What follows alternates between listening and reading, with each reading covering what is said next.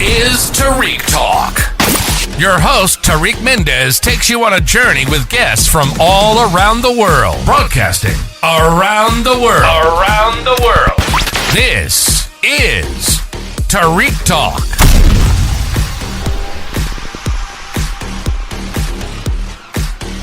Alright guys, today I'm at Affordable Art Fair at booth D7. Can you help me? I don't know how to pronounce it. Is it Muse Gallery? I think it's called Musée. Musée Gallery? Okay, perfect. And can you tell us how many artists you have here at the booth?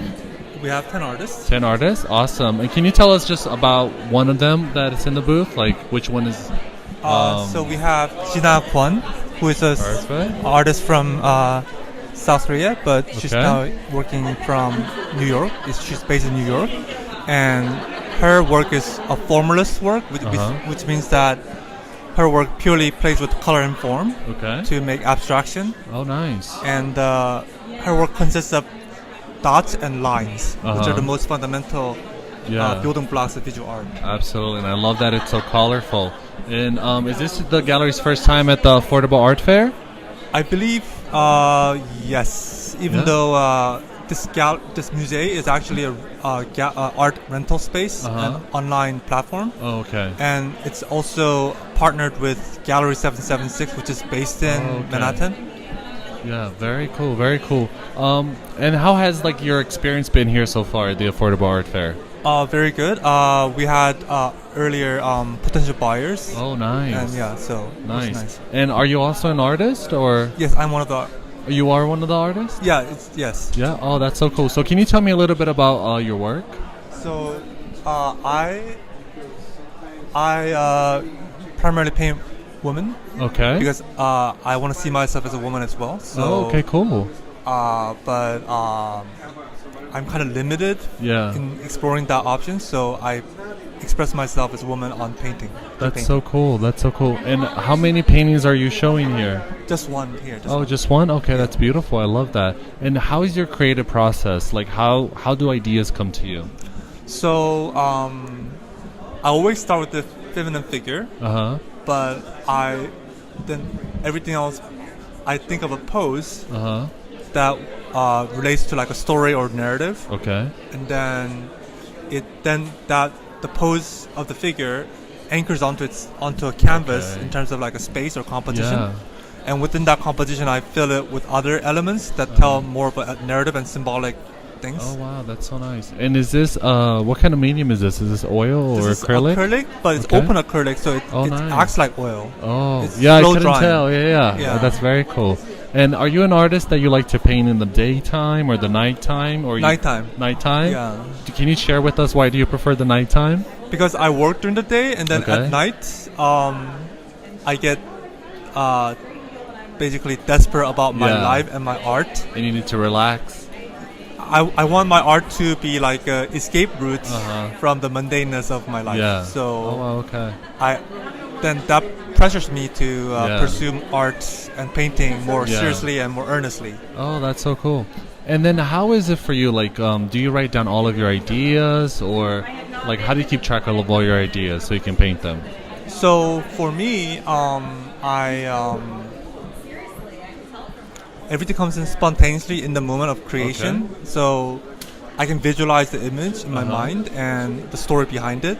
So I don't really make sketches or take notes. Oh wow, so it's just organic for you. Yeah, it's like having a dream, and you wake up from the dream. That's and so cool. You try to interpret it. Yeah. So I make the painting, and then I try to interpret what I painted. Oh wow. It's a little bit weird. But that's so difficult. A lot of people do the drawing before, and they. That's so cool that you do that. Thank you. And then how is when you before you start to paint? Do you how's your creative process, the studio process? Do you have to have a coffee? Do you have to meditate, or can you just sit down and start painting right away? So I just turn on music. That's the most important thing. Okay. And then depending on the music, whether it's kind of happy or upbeat or even energetic, or even sometimes different emotions can come out. And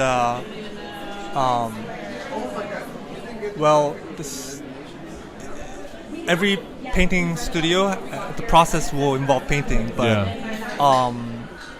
it really involves, for me, visualization and within the mind I can see the form and the colors. Oh, okay. And that allows me to replicate what I see in my mind. That's so cool. That's so cool. And it's a continual cyclical process of seeing something in my mind and putting it down, and then seeing something on top of what I put down. Oh wow. Yeah. That's so cool. And are you an artist, like once you start painting you have to finish the painting, or can you like step back, go to real life, or do you have to like start from like start to finish? I have to start to finish it right away because I get very anxious about not finishing the painting. Okay. So I have to finish it that day. Oh, that's very cool. And being an artist, do you find your brain always thinking about ideas? Are you always like having like creativity and visions of art in your brain? I actually think about a lot of things that aren't related to my own art, okay, but could be of use to other people, or things that I haven't explored as an artist, but I can still have the option of exploring that direction in the future. Oh, nice. For example, I recently felt that light could be a form of communication. Like what you mean, like space and universe, kind of like that.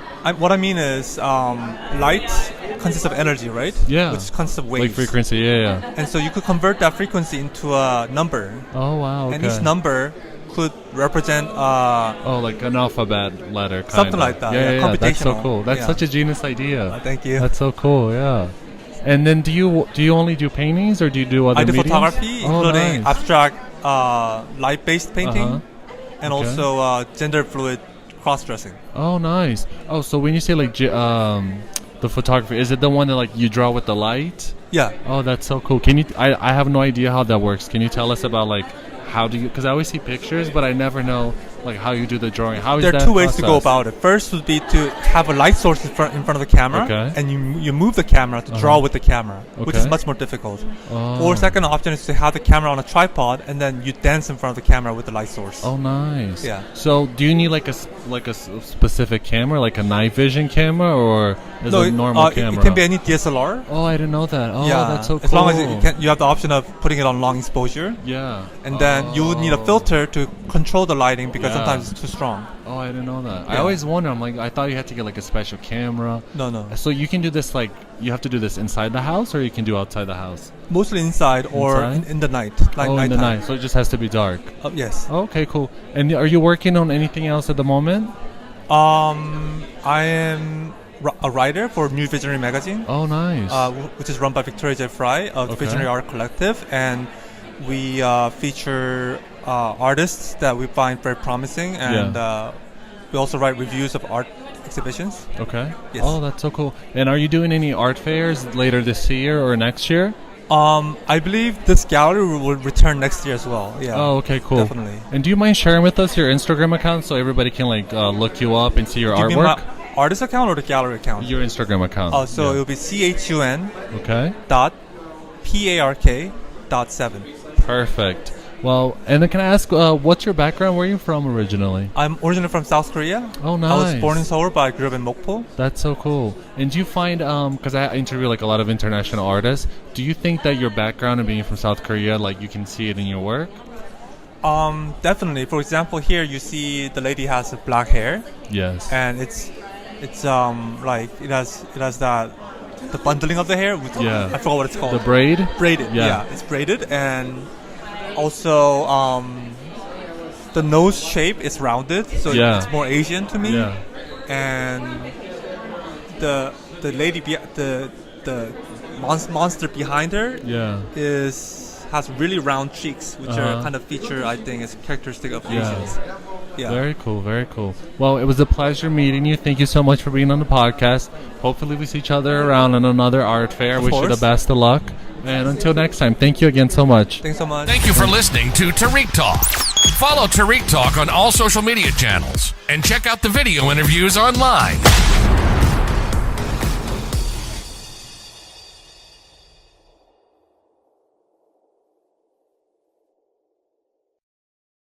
This is Tariq Talk. Your host, Tariq Mendez, takes you on a journey with guests from all around the world. Broadcasting around the world. Around the world. This is Tariq Talk.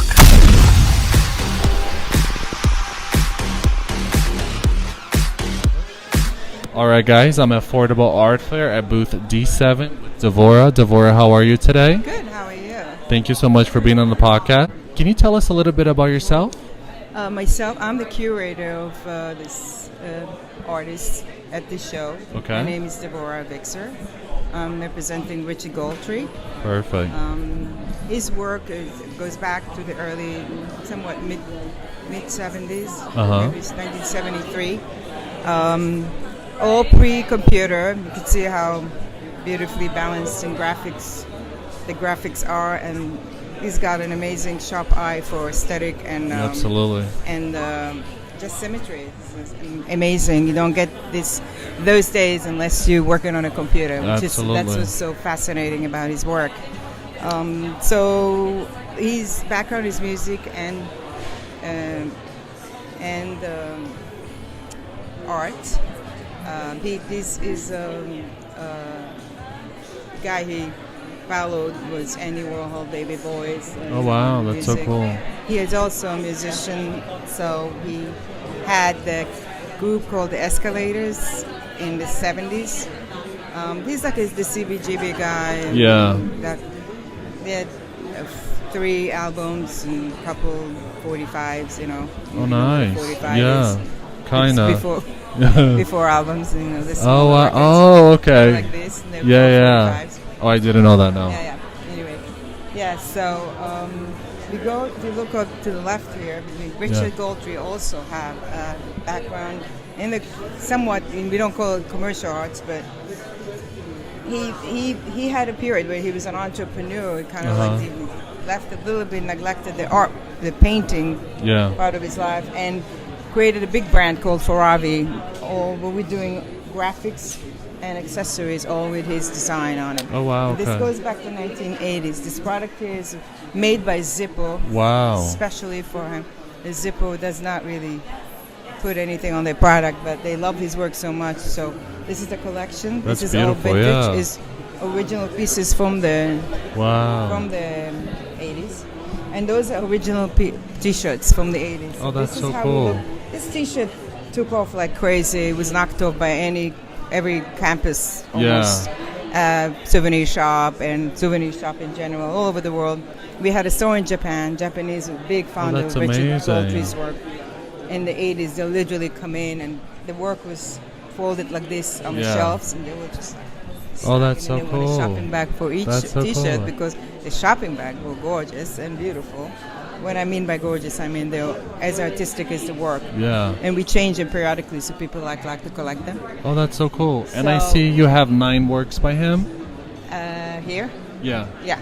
Yeah. Okay, that's so cool. Plus this, right? Yeah, but this was just like to see to show a little bit of what he did when he was in the fashion world. But okay. It was like he brought in back in the days, if you had bought a T-shirt, it was a promotional T-shirt. Yeah. We bought the T-shirt into the fashion. Oh wow, we had that's amazing. clothing with these brands. We had jackets, hats. Yeah. If you go and Google, I guess, vintage Foravi, you'll find lots of product from the 80s. And that's so popular right now too. Yeah, it was very popular. He's done T-shirts like these. Oh wow! And they were no longer we would bring in T-shirt into like more fashionable. Yeah. Just a T-shirt. That's so cool. We got into combined fashion with the graphic work. We had a store in East Hampton, so this is just a huge piece above the register with his work. We donated it to the East Hampton Library after we closed that shop. This is a show that he had, a solo show we had before COVID at the One Space Art Space at Tribeca. Oh, okay. This is an installation of yeah. this. Yeah. Very nice. And is this your first time at the Affordable Art Fair? Yeah, we did the art on paper. Oh, okay. Not this past year, the year before. Okay. And this is the Affordable art. We did a bunch of solos. Oh, nice. Yeah. Okay. And the reaction is huge. Yeah. We have a gallery here that interested to take him to Basel in December. Yeah. And you're going to be at Basel in December? We're hoping. We're negotiating with the gallery. I just met this gentleman. He's got a huge presence in the Hamptons. Oh, nice. Okay. He's a big collector, and he runs the Hamptons, Southampton Art Show. I think so. He's very interested in representing. Yeah. And working with us. That's so the next cool. art show there. Well, congratulations. Thank You've you done so a much. beautiful job. This is so amazingly curated. Yes, there's a lot more to see of his work, but Yes? I cannot be all here. I'll definitely Hopefully check we'll out. have a solo show next Yes, year. hopefully. Yeah. Hopefully so. I wish you the best of luck, and thank you so much for being on Thank the you podcast. for listening to Tariq Talk. Follow Tariq Talk on all social media channels and check out the video interviews online.